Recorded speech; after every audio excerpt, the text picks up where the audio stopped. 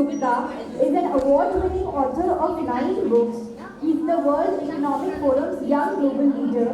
Moreover, he is the only Indian to have won the Wilbur Award given by the Religious Communicators Council of America and to be shortlisted for the Hare Prize given by the Manhattan Institute in the memory of Nobel laureate economist F.A. Hare. He recently featured with the Netflix film The Pursuit alongside His Holiness the Dalai Lama propagating a mindful future for capitalism. Santosh Bakaya, as an author of Martin Luther King Jr., Dr. Santosh Bakaya, recipient of the International Lewis Award for a poem, O Hark, which was published in 2014. She's an academician, reviewer, editor, essayist, novelist, and TED speaker.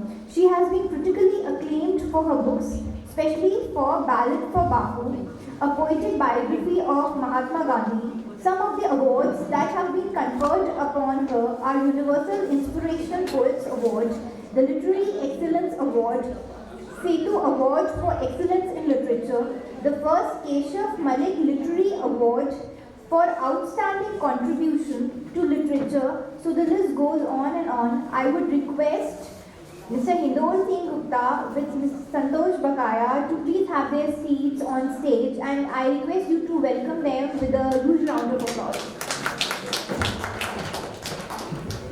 And I request you to please carry forward the session.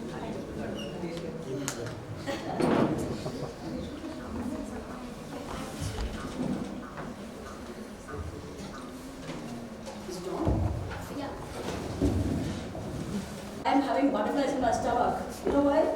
Because he's a highly acclaimed author, winner of so many awards, and some 9 or 10 books. So first of all, at the very outset, I would, and he's just 39 or 40, I just did that. So first of all, just tell all of us about yourself, Hindol Singh Gupta, the person. Well, I don't think the mic is working. After my country. Yes. The mic so that ma'am can continue to use this mic. Thank you. Good afternoon, ladies and gentlemen. It's such a pleasure to be in your beautiful city again, and it's such a pleasure to be in Bharat Bhavan again. I have great and fond memories of your beautiful city and this beautiful venue from many, many visits. I was remembering with great sadness that one of the times that which was quite memorable for me to come to Bharat Bhavan was meeting the late Sushma Swaraj here. Some of you will know that she was, in a sense, a resident of your great city, and she would talk very fondly of the wonderful breezes that that blow from the banks of your great lakes into this wonderful city. So thank you.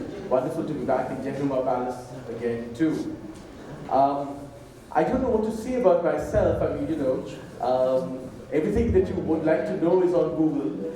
So please feel free to Google. But let me say this, today is an auspicious day, and I accepted this invitation to come here, particularly because it gave me an opportunity to speak with Swami Vivekananda on the holy day that he was born.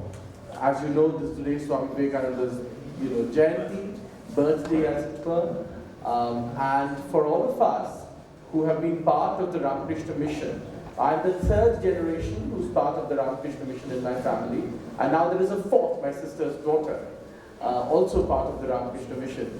So for all of us who have grown up in this Ramakrishna mission lineage, it is truly special for us. And indeed, I think even if you are not part of the Ramakrishna mission family, so to speak, though I think everybody who contemplates on the eternal message of the Upanishads becomes a part, in a sense, of the eternal legacy of Ramakrishna Paramananda and Swami Vivekananda. Even if you are not officially, in a sense, related to the Ramakrishna mission family, Swami Vivekananda belongs to everybody. This is something that I say in many places that I go to. One of the great tragedies of India, which has happened in the last 50 years or so, is that हमने देश का बंटवारा तो किया था 1947 में, उसके बाद हमने क्या किया 70 सालों में, हमने अपनी हीरोज का भी बंटवारा कर दिया. अब कैसे बंटवारा किया, ये एक बड़ी बहुत ही दुखदायक कहानी है ये। उसमें क्या हुआ कि रविंद्रनाथ टैगोर मेरा बन गया क्योंकि मैं बंगाली हूँ, है ना। गुरु गोविंद सिंह बन गया सिर्फ सिखों का क्योंकि वो सिख है। सरदार पटेल बन गए सिर्फ गुजरातियों का क्योंकि वो गुजराती थे। ये जो हमने विभाजन किया है, ये जो हमने बंटवारा किया है, even of our great souls, even of our leaders, even of our great heroes, ये एक बहुत बड़ी ट्रेजेडी है। तो मैं अभी दिल्ली में किसी एक मित्र से कह रहा था, अगर ये सच में हमें आजादी चाहिए तो इससे आजादी दिला दो। ये जो दूसरा बंटवारा हुआ है हमारे देश का और हमारे हीरोज के, हमारे जो लीडर्स थे, हमारे जो आइकॉन्स थे, इनका जो बंटवारा हमने किया है 70 सालों में, इससे हमें आजादी दिलवा। तो ये if at all, if I think that is perhaps the note to begin this conversation on, that Swami Vivekananda belongs to everybody. Who do you think is responsible for this division? Right now, let me say something which I found very intriguing. I have written a biography of Martin Luther King, who died at the age of 39, and he has also. Okay. And he has also written a biography of a person who died at the age of 39. So this is something which I found very intriguing. My question is, what is this hatred, this all-pervasive rampant hatred that we see around us? Why not love? Who is responsible for all this? This division and partisanship and ego hassles. Who is this? Because as you have mentioned in your book, and let me tell you that this book has been very, very beautifully written. Although sometimes, at times he says that it's not a Guru Dakshina to Vivekananda.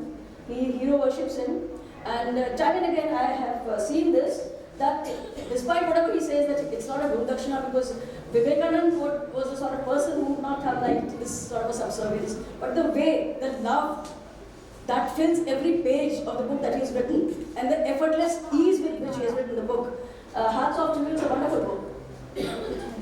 देखिए, मैं राजनीति में जाना नहीं चाहता। ये जब भी आप मुझे प्रश्न पूछते हैं कि क्यों माहौल, आज का माहौल ऐसा क्यों है, वो राजनीति में चला जाता है। मैंने तो स्वामी जी के बारे में लिखा है, वो उनका जो मैसेज था, his message is eternally relevant। वो कल भी रेलेवेंट था, आज भी रेलेवेंट है और आगे जाके भी रेलेवेंट रहेगा। जैसे कि उन्होंने कहा था कि उनके हर व्यक्ति में डिविनिटी है। हाँ, डिविनिटी है, उनको अंदर झांक के देखना है वो डिविनिटी क्या है। सो हम लोग वो डिविनिटी क्यों नहीं देखा? तो वो राजनीति में नहीं जाना चाहता कि कौन रिस्पॉन्सिबल है, किसने क्या किया, फिर वो कॉन्वर्सेशन वो राजनीति के लेवल पे आ जाएगा और मैं ये अवॉइड करना चाहता हूँ। आई वॉन्ट टू सजेस्ट कि ये आपने बहुत अच्छी बात कहा है। स्वामी जी ने कहा था every soul is potentially divine. हर व्यक्ति में ईश्वर छुपा है कहीं, है ना।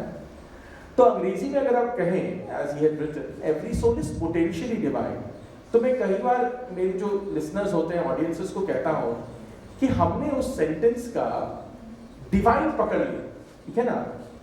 उस सेंटेंस में एक्चुअली मोस्ट इंपॉर्टेंट पार्ट है द वर्ड पोटेंशियल, कि आप में ईश्वर है, पोटेंशियली है, पर वो ईश्वरता अगर आपको जगाना है अपने अंदर से तो आपको काम करना पड़ेगा, आपको सोचना पड़ेगा, आपको ईश्वर के ऊपर ध्यान देना पड़ेगा। अगर आप इस समाज में और समाज की जितने भी क्रूरता है उसमें लगे रहे तो वो ईश्वरता कैसे उभर के आए?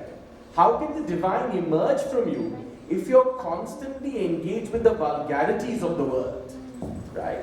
You have to distance yourself to a degree from the vulgarities of the world in order for the divine to emerge from inside, right?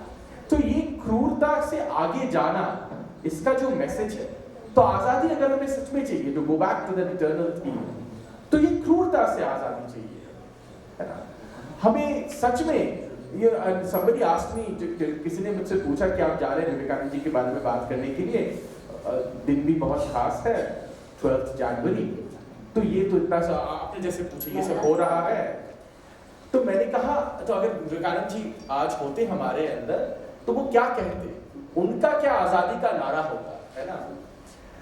तो मैंने उनसे कहा, मैं आपसे शेयर करना चाहता हूँ, तो कि स्वामी जी कहते शंकर वाली आजादी, कि आदि शंकराचार्य ने जो कहा था, चिदानंद रूपम शिवोहम Shivom, all that I can ever perceive is God, right? What is the lesson of the Upanishad? Well, the lesson of the Upanishad is not that where is God, it doesn't answer where is God, ईश्वर कहाँ है, वो सिर्फ कहता है ईश्वर है, all that there is the divine, right? So आपको सच में अगर आजादी चाहिए तो आप शंकर वाली आजादी ढूंढें, जहां आप जिस तरफ देखेंगे वहीं आपको ऐसी आजादी दिखेगी कि ईश्वर सब में है. That would be the true evolution of man. वरना देखिए बाकी सारे तो वल्गैरिटीज वर्ड की चलते रहेंगे, ये तो that's a never ending stream. कल कुछ था, आज कुछ है, परसों कुछ और रहेगा. एक और बहुत ही इंटरेस्टिंग बात इनकी बुक में ये है कि it is full of very very interesting nuggets which I did not know.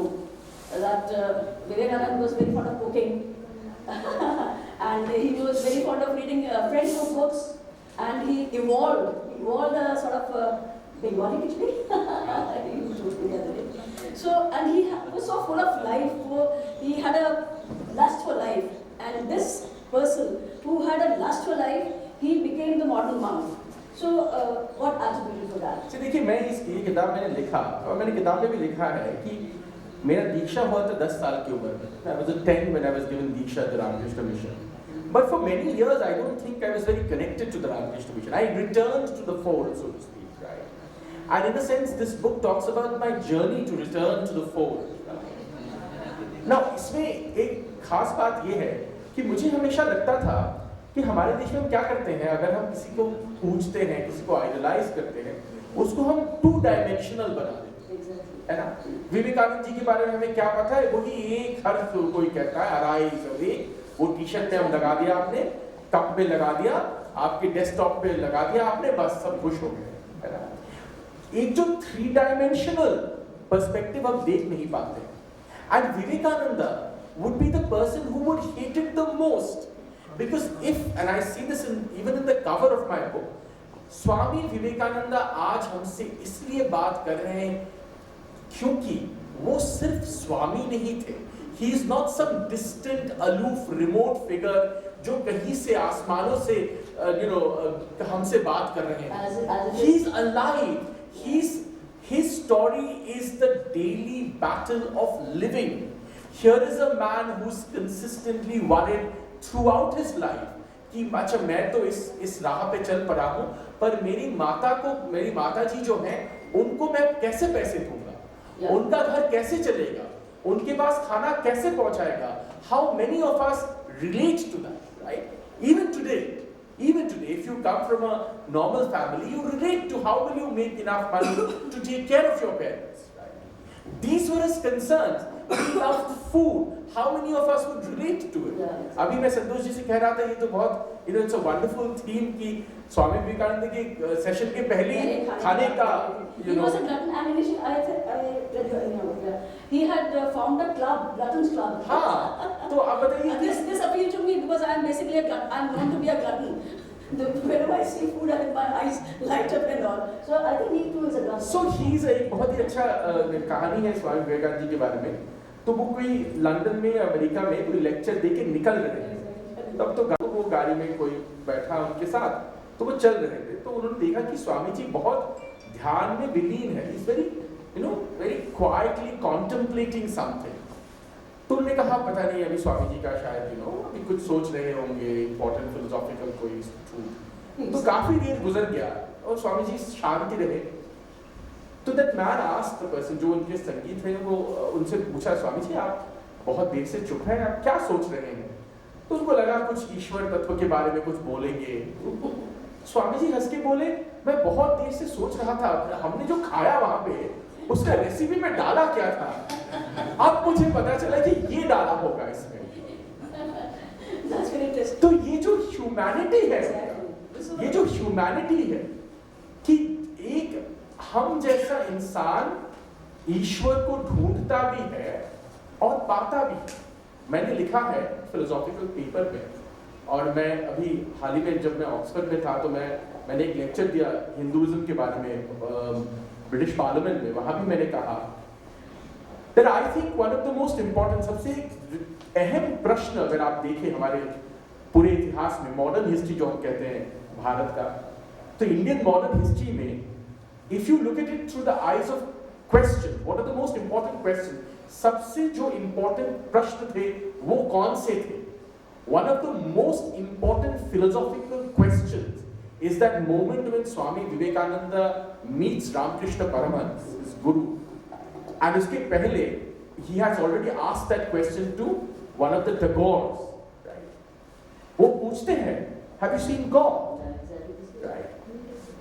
And Swami Vivekananda, when he meets one of the great Tagore of the Tagore families, and asks this question, have you seen God? The only answer he gets is, you have the eyes of a yogi, my son. To which Swami Vivekananda said, but ये तो मेरे प्रश्न का जवाब नहीं हुआ. I'm not satisfied with this answer.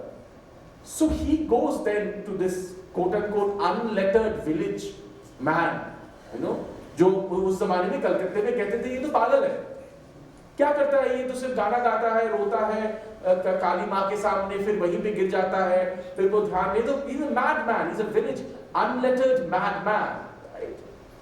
तो वो जब गए उनके पास, तो उन्होंने सोचा पता नहीं ये कौन, वहाँ पे टैगोर फैमिली से मुझे आंसर नहीं मिला, ये आदमी क्या बोलेगा? तो उनसे पूछा कि आप तो इतने भगवान के बारे में बात करते हैं, अब एक बात बताइए, आपने भगवान देखा है? तो उन्होंने कहा हाँ मैंने देखा है। तो स्वामी विवेकानंद लिखते हैं कि मेरे अंदर से मुझे लगा that a new force went through me and I felt, you know, dizzy. तो मैंने उनसे कहा, फिर पूछा आप मुझे दिखा सकते हैं? तो वो कहने लगे हाँ मैंने देखा है, तुम्हें तो दिखा दूंगा। So and then he held his hand, and in that moment Vivekananda felt that his life instantaneously transformed forever, right? That here was a village man who had the, to use one of our words, confidence in a sense, to say मैंने ईश्वर देखा है और मैंने सिर्फ नहीं देखा, मैं तुम्हें भी दिखा सकता हूँ, right? I can show you God too, right? This is why Vivekananda talks to us today, because he begins from where you and I begin, with a question. He doesn't begin with an answer. वो प्रश्न से शुरुआत करते हैं, and how many of us are like that? We all begin with a question, right? He too begins with a question. That's why he's so powerful. Okay, one thing more. You begin the book by referring to 9/11 and your mother's reaction to it. I was completely riveted by the way you've written all that, and things are not going to this name again. Something that's what your mother says. Yeah. So देखिए ये जो 9/11 का जब हादसा हुआ था, I remember I was still a student at that time. So everybody was very disturbed. तो अभी तो हमें उतना जानकारी भी नहीं था, you know, अमेरिका के बारे में, उनके पॉलिटिक्स के बारे में वगैरह। But जितना हम जानते थे, everybody was very disturbed कि, and you know, we had never seen, like as students, हमने कभी देखा नहीं था कि अमेरिका में plane गिर गया. Those were visuals live in our drawing room, right? कि plane चला गया, building गिर गया, मैंने one couldn't believe it. It was like a movie, right? So I remember discussing this with my parents one day. कि you know ये देखिए, this is a transformative moment, right? My mom was like, nothing will ever be the same again, you know? And that has come true. You know, nothing is ever the same again. 9/11 was a definitive point of break in some senses in you know, global political history. But my parents also said something very interesting, which that's why my first chapter is called 9/11. that's a very, very interesting chapter, very You know, intriguing. you may wonder why is the book called Vivekananda, why is the first chapter called 9/11? Because to us, anybody who knows about Vivekananda and his message, 9/11 has a very different connotation. Because remember, it was another 9/11. His you Chicago know, address. Where his great Chicago address, where he stood up and said, brothers and sisters of America, you know, I bring you the wisdom of the most ancient order of monks. Right? That is a different 9/11. और अगर आप sort of political analysis के तौर पे देखें, you know, psychological, sociological, political analysis करें, ये दो 9/11 में बड़ा फर्क है, सोच में बड़ा फर्क है, वर्ल्ड व्यू में बड़ा फर्क है, right? And I would like to argue that we would do better in our lives to hold on to Swamiji's 9/11. Exactly. Right? वो 9/11 हमारे लिए ज़्यादा महत्वपूर्ण है. And not just for us, I would argue for the whole world. It's a better 9/11 to remember. Right? I mean, I went to Chicago to give a lecture when I was at Columbia. And there, you know, I went to the Great Chicago Art Institute, right? I mean, वो original hall तो बहुत change हो गया है. But there are still stairs, you know, where his words are embedded, you know, and people still remember. And I have photographs from that street where his name is still there, right? For his definitive lecture, transformative moment of having changed the Parliament of Religions. So, ये sadly, देखिए हमारे schooling system में तो ये सब ज़्यादा पढ़ाते नहीं हैं, किसी को ज़्यादा पता नहीं होता. अभी हाल ही में मेरे ऑफिस में एक मेरे जूनियर है, तो वो कविता के हिंदी कविता के बारे में बात कर रहे थे. तो इसी से मुझे याद आया, खैर स्वामी जी के बारे में तो ज़्यादा पढ़ाते भी नहीं हैं. But even, you know, since it's a literature festival, just as a small aside, तो मैं उनसे कह रहा था, मैं तो बंगाली हूँ और हमें तो इस देश में तो सिखाया जाता है कि मेरा बंगाली लिटरेचर मैं सिर्फ वही जानता हूँ, बाकी मुझे कुछ पता नहीं. आपका हिंदी लिटरेचर आप वही जानते हैं, पर ऐसा तो है नहीं. I'm a big fan of Ramdhari Singh Dinkar. Dinkar की जो कविताएं थे, they have really spoken to me. I feel them in my blood. You know, मेरे खून में बस गया है वो कविताएं. तो मैं उनको एक अगर आप YouTube में जाएंगे, वो एक बहुत ही रश्मि रथी का एक रेसिटेशन है मनोज वाजपेयी का. आप YouTube में जाएंगे तो देखेंगे, very beautiful one part of रश्मि रथी. He reads up. तो मैंने उनको सुनाया. तो वो मुझसे कहने लगे, काफी छोटी है मुझसे, कि ये तो मुझे पता नहीं था ये दिनकर रश्मि रथी क्या है. I'm astounded, you know, I've never heard of something like this before. और वो मुझसे कहने लगे, हमें पढ़ाया गया था एक शॉर्ट स्टोरी लिटरेचर के पापा खो गए. तो बताइए, अब मैं I mean I don't know, I didn't study this in school, but she was saying कि उनको पढ़ाया गया था पापा खो गए. तो मैंने कहा बताइए, अब ये हमारा हिंदी ट्रेडिशन लिटरेचर का मैंने और the most great and elaborate tradition जो पढ़ाया जा रहा है पापा खो गए. तो ये कैसे चलेगा, बताइए देश कैसे चलेगा. तो ये सोचने वाली बात है. I mean, you know, I'm not, you know, who am I, what voice do I have, but ये हम सबको सोचना चाहिए कि हमें हमारे बच्चों को क्या पढ़ाया जा रहा है, वो क्या सीख रहे हैं. आप किसी भी मजहब के हो, किसी भी प्रांत के हो, किसी भी भाषा के हो, your children are going to school, right? आपके बच्चे पढ़ने जा रहे हैं, उनको क्या सिखा रहे हैं, क्या जान रहे हैं वो हमारे देश के बारे में, क्या जान रहे हैं हमारे सभ्यता के बारे में, क्या जान रहे हैं वो हमारे कल्चर के बारे में. कुछ भी नहीं पता उनको.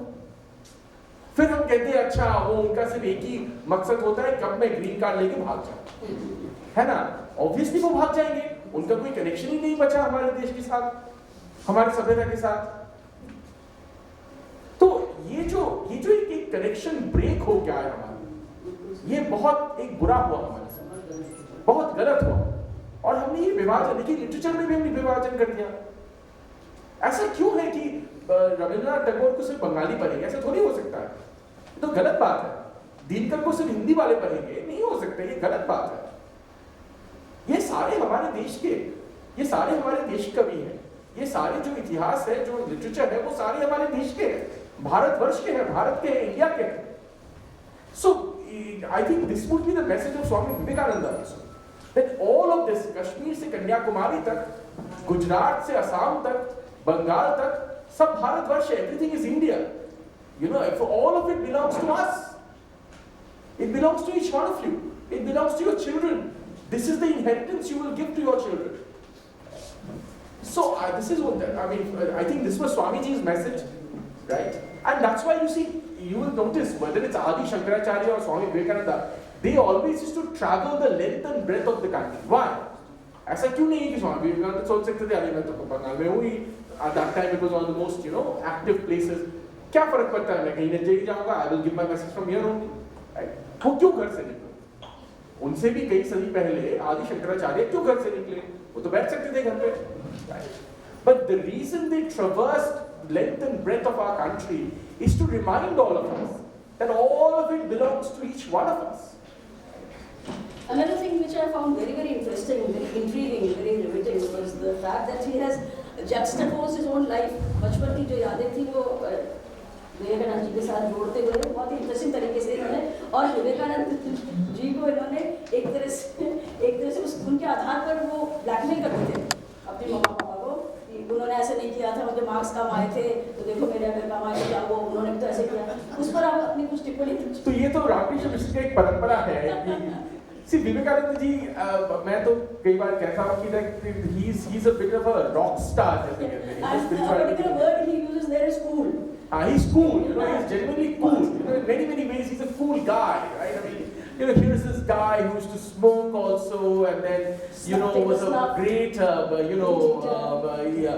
foodie also, and you know, and yet gave it all up. I mean, you know, he goes through the whole journey, and you know, he makes his mistakes, and like Gandhi ji, he's not afraid to share his mistakes with us, right? He says, मुझ में ये खामियां हैं, और मैं ईश्वर प्राप्त करने के रास्ते पे ये खामियां को ऐसे मैंने त्याग दिया, right?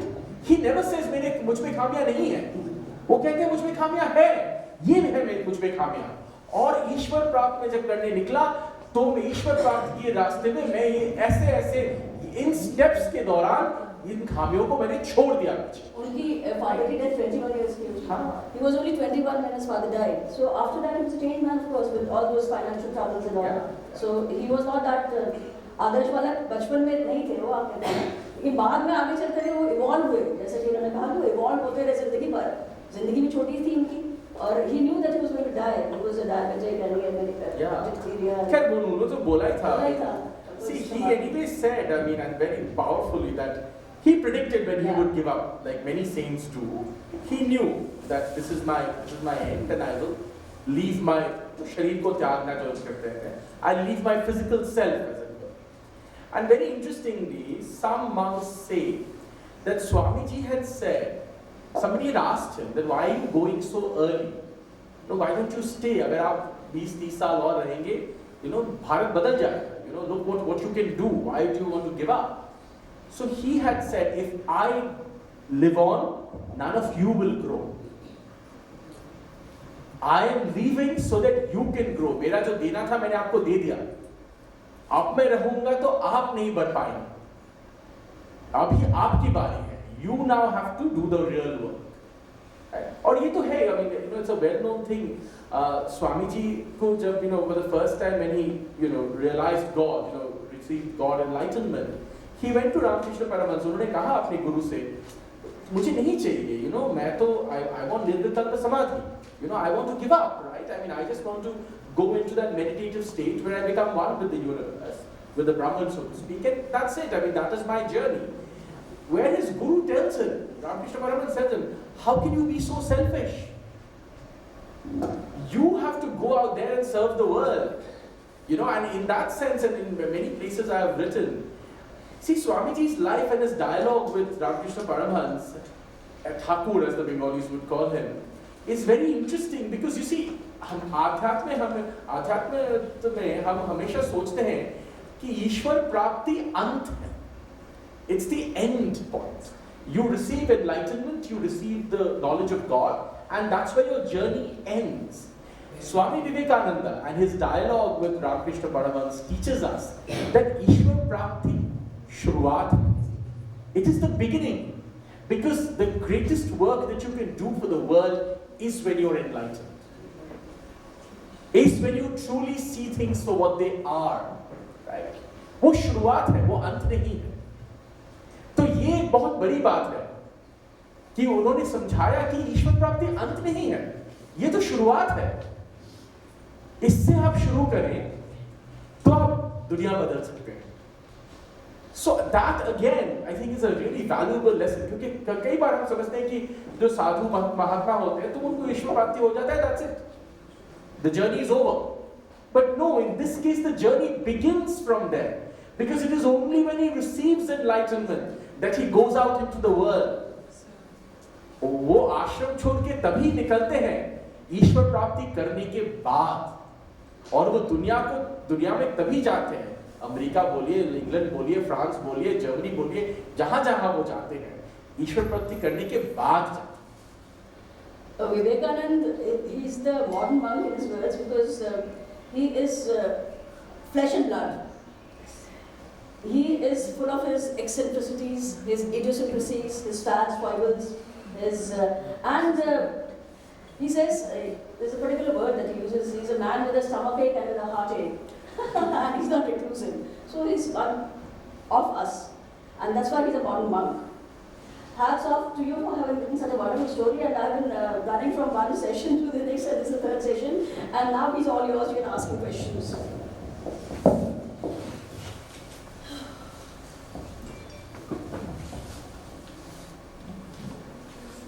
I love it that I've silenced the audience. How wonderful. Yes, this is eloquent. Yeah. जी सर. And आप लोगों को बता दूँ, बहुत ही अच्छी किताब है, आप लोग जरूर पढ़ें, बाहर होगी वो, बहुत ही अच्छी किताब, मतलब interesting है right from the first word to the last word. Thank you. It's Very kind. Gender balance में मिल गया. आप एक प्रश्न पूछ लेंगे, सर एक प्रश्न. Oh, but why do we always talk about gender balance? That is also necessary in the world. Swami ji का भी मैसेज था, ये जेंडर बैलेंस की बात पे Yeah, more than balanced is what I mean. हाँ, absolutely. I completely agree that the world anyway should be run by women. Because Swami Ji's most important disciple was a woman. Right? Sister Nivedita. yes. Sister Nivedita was a woman. Not only a woman, she was not even Indian. ये बड़ी सोचने वाली बात है. So अब बोलिए. I just wanted to ask you, heard about your wonderful book and I intend to go through it also. Thank you, ma'am. Basically, of late, recently, I've been very interested in Ramakrishna Paramahansa. And basically, my interest has come because there's this serial called Rani Rashmani. Okay, yes. And they're showing that. Yes. So you spoke about this man who was a villager, who people said was mad, who used to cry and sing hymns to the deity. That's right. So they've shown that. My question is basically that have you in your book dwelt at length about this relationship between Vivekananda ji and Ramakrishna Paramahansa ji? Because in Kalibadi, you had this room where Ramakrishna Paramahansa stayed, and probably that's where also Vivekananda ji also spent some time there. Could you tell us something about that? Yes, my book does go into considerable detail about the relationship between Swamiji and Thakur, Ramakrishna Paramahansa. But may I also add that that is an entire book in itself. You can write an entire book only of that relationship, and I do intend to do that. It is because I'm at the moment working on a book on Ramakrishna Paramahansa, on Thakur. So there it will be more elaborate, but I definitely go into considerable detail about their unique relationship. But my book primarily, I have to also say, is about Vivekananda. Because this book is designed to be about Vivekananda. And it talks about his role and so on and so forth. But it's one of the most unique and interesting relationships. Because here was Swamiji was an intellectual. I mean, today what we would call intellectual, right? He was extremely well read. He also had a photographic memory. So he could breeze through books and remember every page, every word, every line, and so on and so forth, right? Whereas Thakur prided in the fact that he only knew God. Yes. He only knew. Kuch nahi, he doesn't have anything to say. I don't know anything. I only know the goddess. The goddess tells me I do. The goddess doesn't tell me I don't. Just one more question.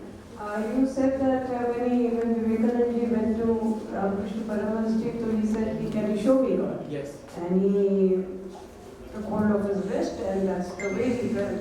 But probably he also has a vision of the goddess. So that was later. So I think what happened was that he was going and asking these questions, and he was asking these questions from childhood, right? Because he was always inquiring about this, what does it all mean, and why are we here, and so on and so forth. And it finally came to what is God. People kept on thinking God. Now what is God, right? And then once that prophetic encounter happens, then he begins to get these visions. I mean, in the Ramakrishna Mission tradition, they say he was feverish for many days after that.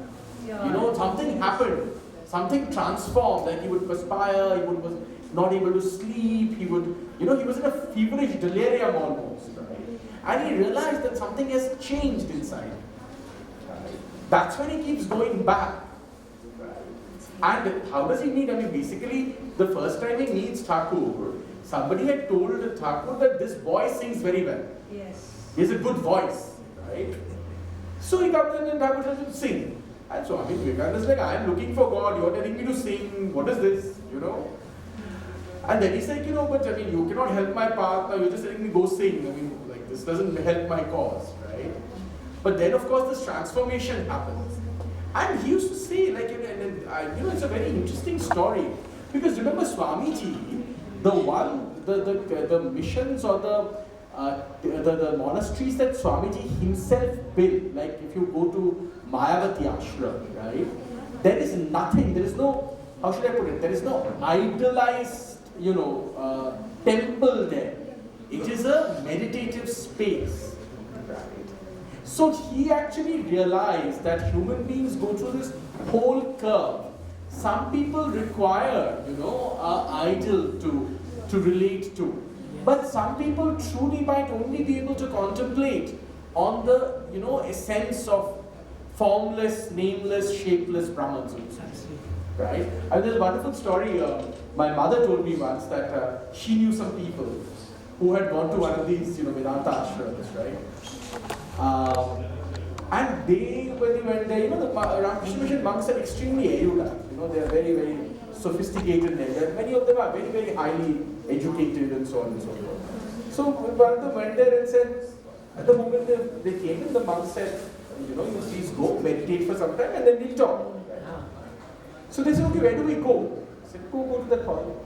They came back, those people went and came back and said, "Wahan pe to kuch hai nahi." But that's not the point in that space, right? Because there you're supposed to meditate on the, the essence, so to speak. Sorry, sir had a question. I'll just come to you.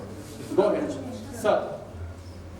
We can take just one question. We can take just one question because I see those girls coming this side. One more question. We'll ask you. We will give you one. Okay. Push me.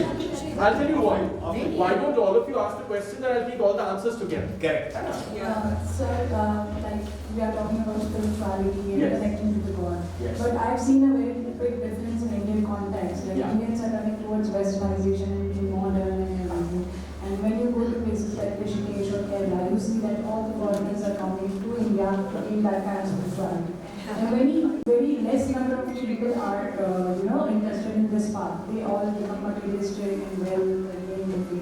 But working for others and serving others and, realization of the self, it is very rare in Indian context. And why is that? Because we belong to this place. Okay. Like our roots are here. What's your perspective? Why Indians are not being more aware and, awakening, and why westernization? So that's a great question of westernization. Okay, go ahead, sir. And ma'am also wants to. I'll take all the questions and answer them one by one. Yes, ma'am, we'll come to you number one. Yes, sir. Go ahead. Two questions. One is continuation. This special relationship between Raman and Vivekananda that you have said you have dealt with. Yeah. But I would like to have a glimpse of it. Okay. I'll put the question in this manner. One, unlettered, he himself says I have no, and the person is intellectual. Yes. Vivekananda. Yes. Yet, what is the kind of relation? Yes. How does he consider himself a disciple of that person? Sure. In addition to only holding or showing that, that's one question. Second question is, you made a very interesting point. How do you move from the worldly situation that we all are today to obtaining that Ishwar, right? It's not that we don't have Ramakrishna Paramahansa with us to tell us. Okay. Great. So, okay, both questions. I'll take them. Yes, sir and ma'am, both of them. Yes, ma'am, go ahead. I can hear you. Go ahead. I just have actually Mike, please. Actually, it is somewhere in between what Sir and Man have just said. Gigi. We did not have to be taught spirituality. I believe that we as Indians were born in it. It was a part and parcel of our life, and somewhere we left it. I agree. And that is where they have reached in their questions. So, okay. Why have we left it behind? Yes, go ahead. Go ahead, sir. Quickly. Actually, all these questions are interrelated. I'll take them all. Ram ji के बारे में आपने इतना research किया मेरा प्रश्न है कि आपने अपने जीवन में ये ज्ञान से क्या परिवर्तन महसूस किया Very good question. Go ahead. Ma'am had one more question. Anji, ये mic please. Hi, so you spoke about that Swamiji knew about his passing away Yes. early on, I read somewhere that his consciousness was expanding so fast that it could not be contained in the physical being. Yes. So did he discuss that as well with his disciples? All right, go ahead, ma'am. You had one more question. Go ahead. The ma'am had one more question. I'll answer them all together. Yes, last question. Go ahead. Last one. This will be a very short question. And the thing is, I'll put the cat amongst the pigeons. Swami Vivekananda being what he is, what you understand, what you flagged off in the beginning, why do we divide our personalities? And Swami Vivekananda in that context, don't you think it is the biggest irony of political history of India that he is being invoked by people who are intolerant and take a very parochial view of religion? Ma'am ये प्रश्न का मैं जवाब नहीं दे सकता। आप मुझे माफ कीजिएगा, मैं राजनीति के प्रश्न में जाना नहीं चाहता, पर मैं बाकी सबका उत्तर दे देता हूँ आपको। आपके प्रश्न का भी मैं थोड़ा घुमा के एक जवाब दे दूंगा, ठीक है? एक सेकंड। अच्छा, पहले तो मुद्दा था क्यों, why, what was the connection between this highly intellectual man and this unlettered kid? See, that's the unique story. That's when you realize that, there's a wonderful thing that's said in the Ramakrishna Mission. कि सिर्फ वेद और उपनिषद पढ़ने से, please note my words, पढ़ने से ब्रह्म ज्ञान प्राप्त नहीं होता. Right? Only by reading it like a text, you cannot ever get the essence. You have to feel it. It has to come from within, right? It has to touch you. Otherwise, it's another book that you've read and you can quote freely and whatever, but that doesn't mean your life has changed. I think that distinction, Ramakrishna Paramahansa's, presence taught Swamiji the difference between intellectualizing spirituality and true spirituality, experiencing spirituality. It is easy to intellectual, otherwise तो जो भी जिसके पास भी masters degree होता है theology का, उसी को इनलाइटन हो जाना चाहिए, पर क्यों नहीं हो पाते हैं? डिग्री लेके आते हैं पर इनलाइटनमेंट नहीं आता, क्यों नहीं आता? क्योंकि उनके अंदर वो छूता नहीं. So that is a big thing. I think that is a big thing. Okay, ma'am, you had asked something. What had you had asked? Oh yeah, you had asked something. Why are we getting westernized? Look, I don't think it's westernized or non-westernized. Okay, let me say this. Swami Vivekananda famously said, you cannot teach a hungry man about God. So we are going through a particular phase. We're very poor for a long time. आज भी आप देखिए कुंभ मेला में when 20 million, 5 million, whatever million, I don't remember the account, whatever, 1 million, 2 million people go there. Who goes there? Indians only, no? Clearly they are not so westernized that they've forgotten everything, right? आज भी जब जाते हैं, माता का बुलावा आता है, people go all the way to Vaishno Devi. In lakhs people go. How do they go? They are also Indians. So I think maybe we look at a subset of people like us. वो हमारा सबसे छोटा है शायद. We have to expand it. And the second thing is, you see, I think we are turning again. See, for a long time we were very desperate. हमारे पास कुछ था ही नहीं. Like I also grew up like एक telephone मिलने के लिए 2 साल लगता था. इसको घूस दो, उसको घूस दो. It was that sort of a living. महीना खत्म होने से पहले हमें सबको पता था कि पापा का सैलरी खत्म हो जाता था, right? I mean, I have grown up in that milieu, so that desperation for material things was deeply embedded in us, and I think slowly it's going. See, in spirituality they say, in order to leave something behind, you have to experience it.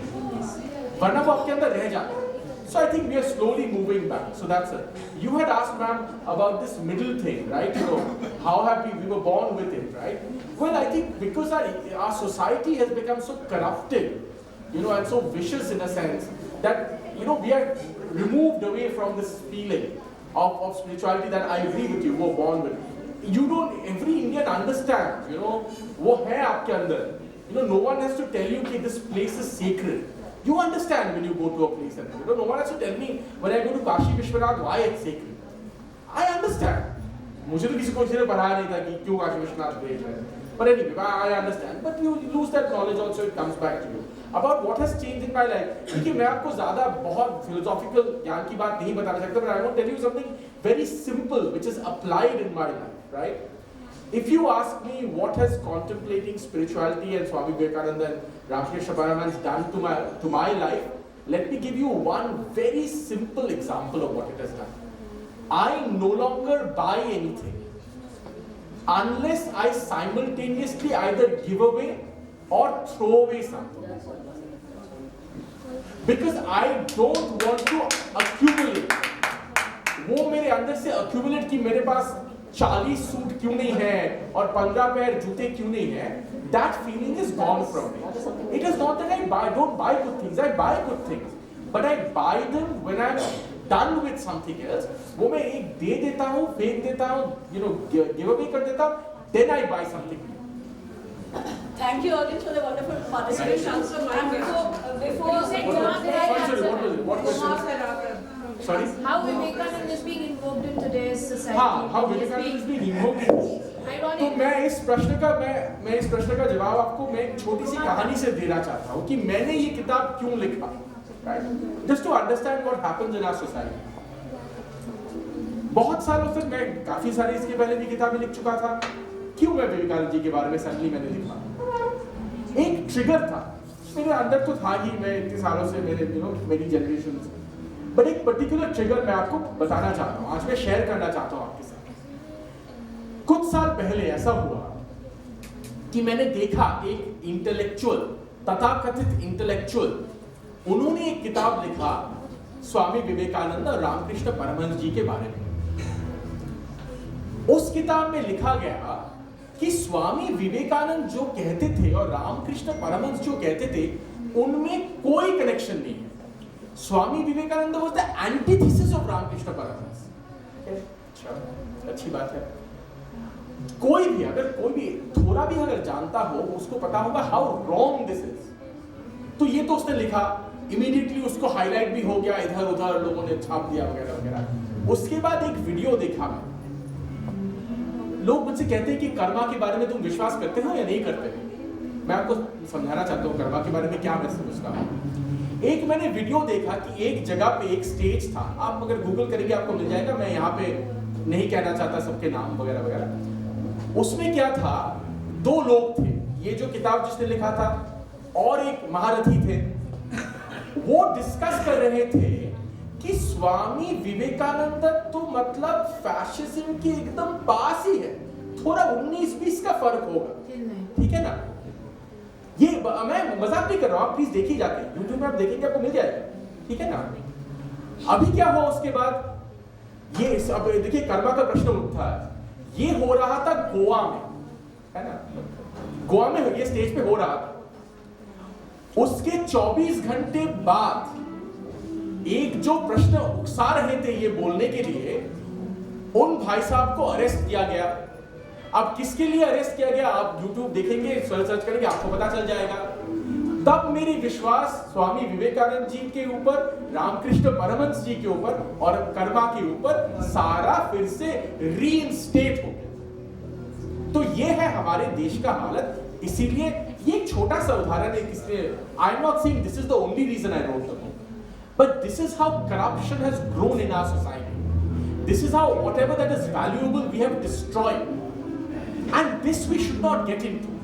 Late us honour things which are good and let us not honor things which are bad.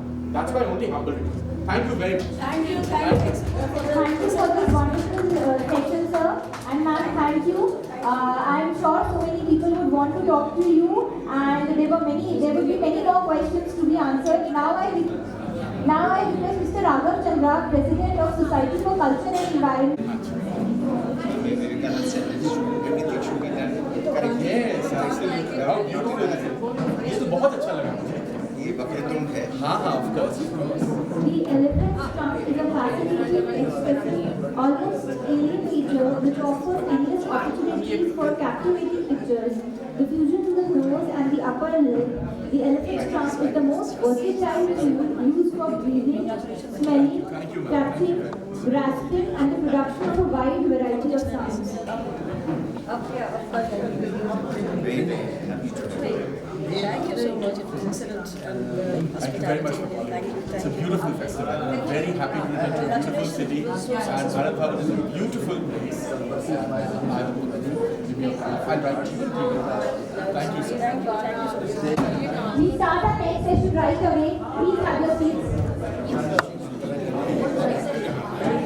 It's based on his own personal experiences in trying to stay fit and manage his weight. The gist of the book is will avoid sugar, snacks, and supper. Very good, but we are going to request you to sign books outside because I think a lot of starting this session. Yeah. No, not the Conversation with Dr. Rima Ahuja, who is a former member of the NMA.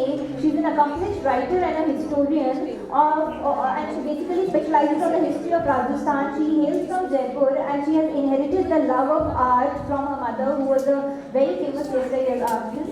Now I will request Dr. Rima Ahuja to please take the section. Thank you.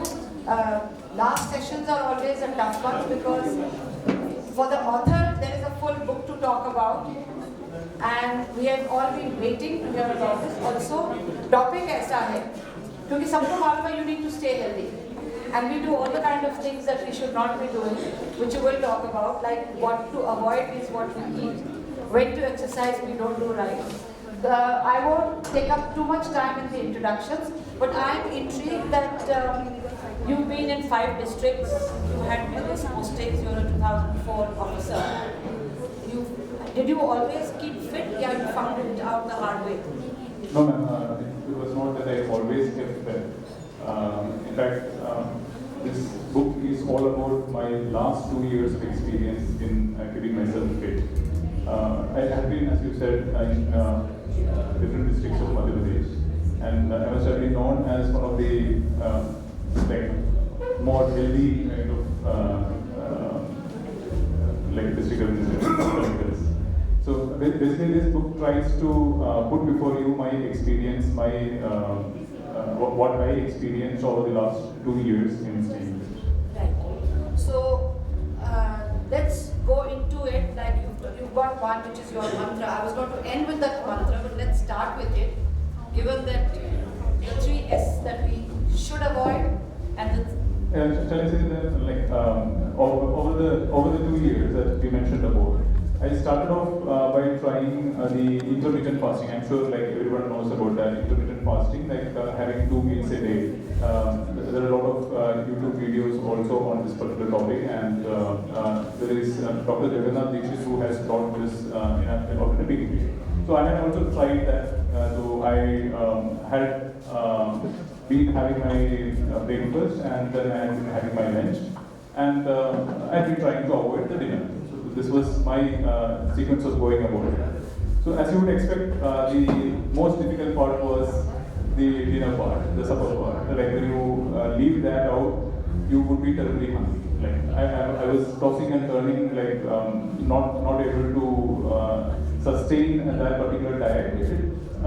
You become mortally hungry, and then it becomes difficult. let me interrupt you there. At this point, you were in districts. No, this point, ma'am, I was still in Lal Bahadur Shastri National Academy of Administration, Mussoorie. Okay. So I was trying to train officers, who newly come into service. But still, it wasn't like you go to office and you come back. It could be longer because you were part of the training program. Any office like this would be the same. You go after breakfast, you go to office, and during unlike a district where you are on duty 24/7. Yeah, unlike a district, of course. So this was happening, and one thing that I noticed was that once I had been able to tide over that supper time, that is the night time, with my hunger. In the mornings, I was not really feeling hungry. So, Deshi Bhasha mein bhook mar jati hai. You would say you are no longer feeling hungry. So now this intrigued me because mathematically you are much more farther from the last meal that you have had. So technically you should be feeling more hungry. But in the mornings, despite my in fact my squash partner is also here, who is the director of the academy. Despite my squash games, I was still not feeling hungry, and this was really intriguing. Now, it was only a quirk of fate that at this point in time, I was introduced to a movie called That Sugar Film. I don't know if anybody in the audience has ever heard of this movie. It's called That Sugar Film. It's an Australian movie. So this movie clearly brings out the commerce behind sugar. The commerce and the health aspects behind sugar, as to how sugar is virtually ravaging the present day society, as to how it is almost 80% of all what we consume from the supermarket, it's laden with sugar. So there was a huge amount of information and very pointed information. I would be very surprised. After the movie, I was very surprised that I, being somebody who is actually training IAS officers, never came across this movie until an Australian student came to me in South Korea and told me about this. I was really surprised as to why in this WhatsApp age, in this internet age, one did not know about this movie. It was so blunt in the sense that, I'm sure Coca-Cola or Pepsi could have sued them if it had not been true. So much of information, so much of blatant information is there. So after this movie, I tried what was suggested in the movie of trying to leave sugar, just trying to leave sugar. The flashbulb moment was when I left sugar. I no longer felt hungry when I used to. In the night, I was telling you, I used to toss and turn. It was very difficult. One was not really fully in control of oneself and the food that one ate when one was having sugar. So this came as a real surprise, and it came in a day. It just came in a day that one day I left sugar and I was no longer feeling hungry in the night. And then I realized, and then I read up a lot on this, and then I realized how sugar is pernicious and how sugar takes us on a roll, like the kind of glucose surge and crash cycle that we are all into.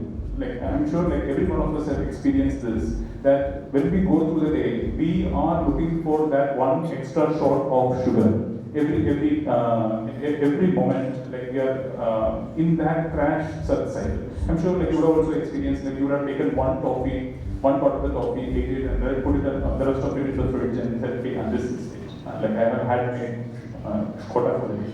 After 1 hour, you would go back, open that, and take one more, and say, this is the last. And again the last. It's addictive? It is addictive. It is addictive, and even more important is the fact that the metabolism of fructose, concentrated fructose which is present in sugar, is very different from normal glucose. And it directly adds on to triglycerides in our body, which exposes us to cardiovascular risk factor. It's a pure cardiovascular risk factor. All of the diseases that is there in the public health spectrum, which are so to say non-communicable diseases, they're all non-communicable diseases. I would like to call them actually socially communicable diseases, because socially we are communicating these diseases. Today it is blasphemy if somebody offers you a tea and you do not take it.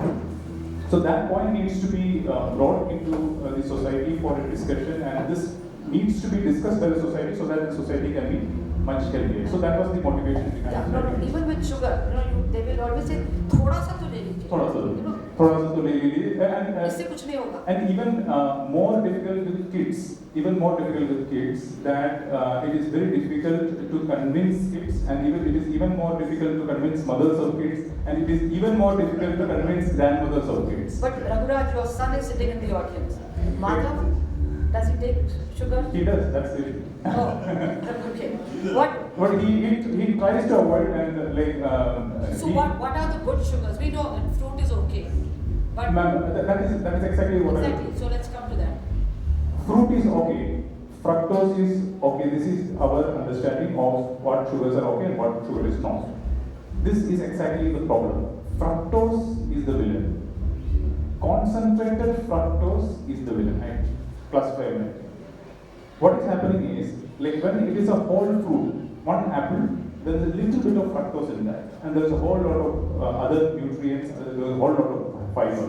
But what is happening is that we are concentrating all of those fruits, 10 fruits that you would not be able to eat, you are concentrating all of that and putting as one fructose concentrate into your body. Now, the metabolism of fructose is totally different, and it directly adds on to triglycerides in your body, which actually hampers the cardiovascular system. So this is very, very beautifully brought out in the film also. It's more of a documentary, more of a very entertainingly made documentary.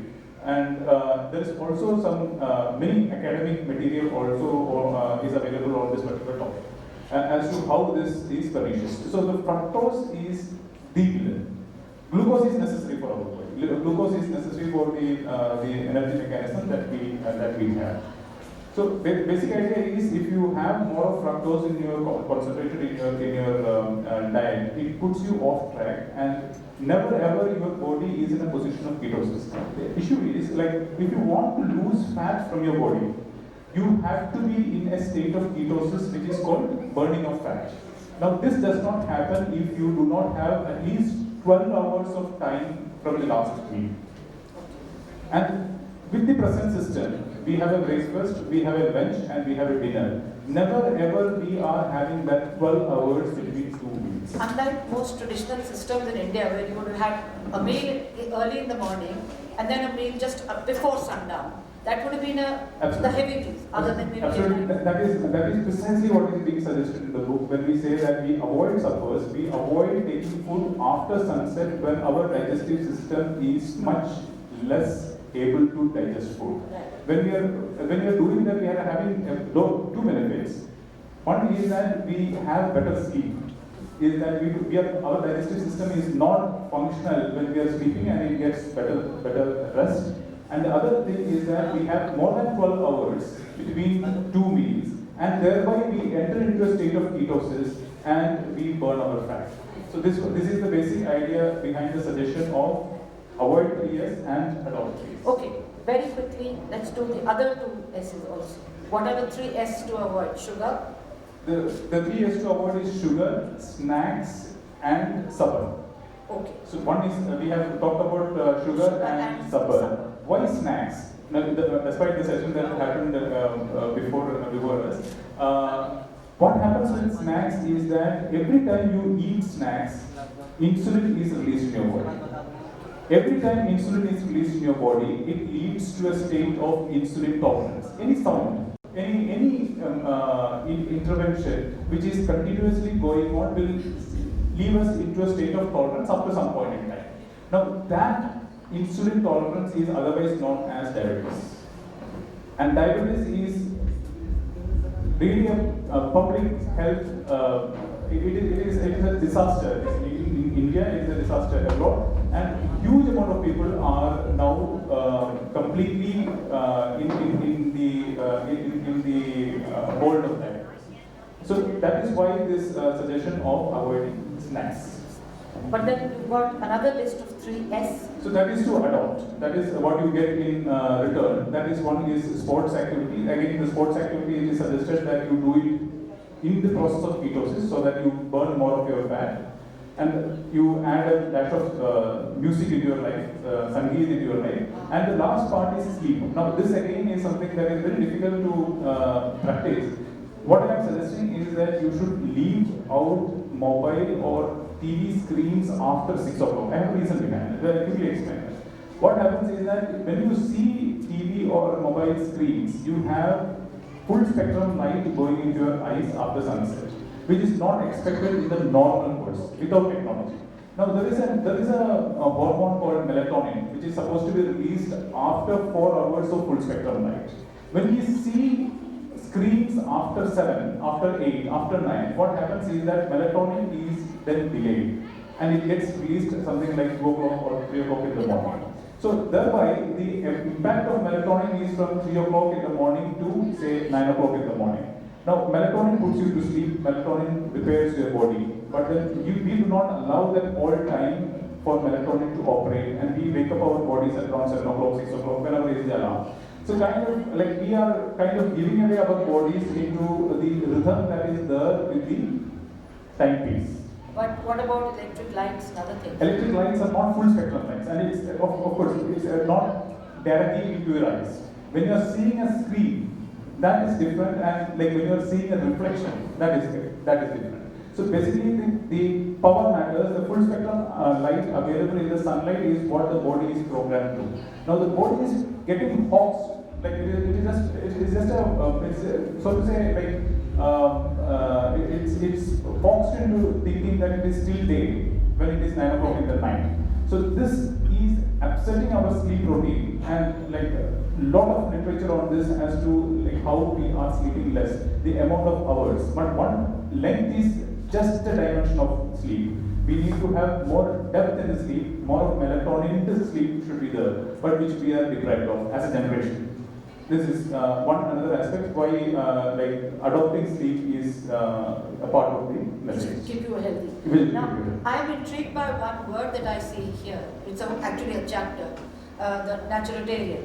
Naturitarian. Yeah, people ask me whether to be a vegetarian or whether to be a non-vegetarian. The simple suggestion is to be naturitarian in the sense that like whatever is there in the nature is the best. If we start concentrating things, just as in the case of a sugarcane juice or like apple juice, well, that is an unnatural process. Natural thing is the apple, and unnatural thing is the apple juice. So the mental calculation that one can do is how close are we to nature when we are taking some food. Today we have everything at an equal distance from us on the buffet. In a buffet, like we have everything at an equal distance. So if you are able to mentally calculate how much distance that particular food has traveled from its natural state, we will be in a better position to gauge as to whether we should take it or not. So if you are indeed a non-vegetarian, it would be better to have desi burga rather than Kentucky fried chicken. That's it. Okay. So on which note, do you have, I'm sure the audience has questions, but I may be doing this to them too suddenly. The mic is available for anyone with questions. I have an observation, sir. There's a mic. I have an observation on this, what you said about sugar. There are just two observations. First of all, around 45 years back, there was a study done in the US with delinquent children, and they were subjected to 6 weeks of food in natural form without any added sugar, and the change in them was remarkable. That's one.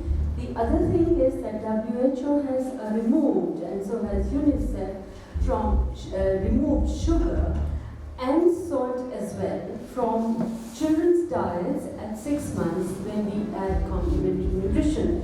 The science behind that being that the taste buds are developed at that point in time, and if you introduce them to such sharp tastes, they get addicted to it, because sugar is addictive, and it is as addictive as nicotine or alcohol is to people. And rightly said, I wish you, I don't know, I haven't read the book, but I wish, I can see it. I haven't read the book, but I wish maybe you could write a sequel about how mothers should avoid these two S's at least at 6 months, because that will automatically lead to a lesser intake of all the rest. I fully appreciate your point, ma'am. Thank you so much for. I have a question: is good as harmful as sugar, or is it? So it is a little less harmful in the sense that it does not have the cleaning process that goes into it, like sulfur-based cleaning is not there. But as far as the fructose part is concerned, it is as bad, and it is again as bad in causing that rapid shoot in the glucose level, which basically puts us out of control as far as our food is concerned. If you are not taking sugar, you are much more in control of your body and your food. You are no longer brittle. For those two counts, it is as bad as sugar. But then, of course, like it is naturitarian philosophy, man. Like it is a little better. Honey would be better than. Yeah, it would be a little better. A little better. Honey would be even little better. A little better, but not better, not much, because it is still that fructose concentrate. It is still sugar. It is still sugar. It is still sugar. It is still sugar. I think you have the mic with you. Same question. Okay. I'm interested to ask about the honey, whether it has got the same toxic effects or. Yeah, like I wish I could be more sweet, but I want to be true. Because it is very much used in the Ayurvedic system, and it is. It is used, but in very small quantities. The issue is that today, on an average, we consume much more of concentrated sugar that could be expected, and that is not. We are not really trained. We are not evolutionally trained to do that. So, and that is leading us to huge amount of visceral fat and all sort of cardiovascular issues. Secondly, the cause of diabetes in India, increasing cases of diabetes in India, is sugar is the cause, but more is the genetic reason. The Indian persons have a less it is even more reason that they are genetically not predisposed to They take. are genetically not prepared for good diet. Yeah. They should get a low diet. Even more reason that we should look for low calories and low glycemic index food. Yes. Thank you so much. There's a hand in the back.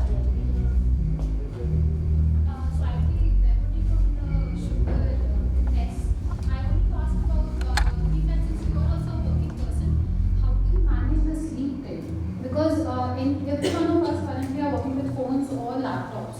So how to manage that? After 7 you technically get free. I'm not in a very enviable position as far as this particular aspect is concerned. But I always attend phone calls. If it is an urgent thing, it will always be a phone call. After 6 also I attend my phone calls. But if it is a WhatsApp message, if it is a Facebook post, if it is a YouTube video, I do not attend to that between 6 to 9. So the synchronous communication is always taken. Asynchronous communication is delayed. And in fact, my sleep hours have reduced. The depth of sleep has increased. And thereby the number of hours that I am actually on social media has increased.